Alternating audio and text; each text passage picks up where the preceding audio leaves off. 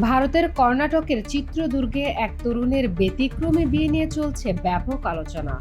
একসঙ্গে দুই প্রিয় বান্ধবীকে বিয়ে করে নজির গড়েছেন ২৫ বছর বয়সী ওয়াসিম শেখ। স্থানীয় গণমাধ্যমের প্রতিবেদন অনুযায়ী হোরাপোচ এলাকার এই তরুণ দীর্ঘদিন ধরে দুই বান্ধবী শিফা শেখ ও জন্নত মকদরের সঙ্গে বন্ধুত্ব ও প্রেমের সম্পর্কে জড়িত ছিলেন।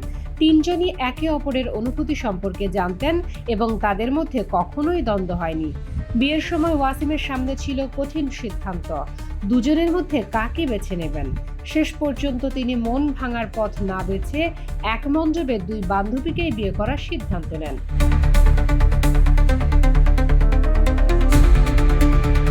গত বৃহস্পতিবার অনুষ্ঠিত হয় তাদের বিয়ের অনুষ্ঠান।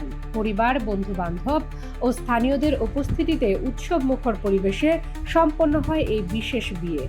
বিয়ের পর ওয়াসিম বলেন, আমরা তিনজনই একে অপরকে ভালোবাসি ও সম্মান করি। বোঝাপড়ার ভিত্তিতেই আমরা এই সিদ্ধান্ত নিয়েছি। শিফা ও জন্নত জানান তারা এই সিদ্ধান্তে সন্তুষ্ট এবং পরস্পরের সহযোগিতায় সংসার চালাতে চান।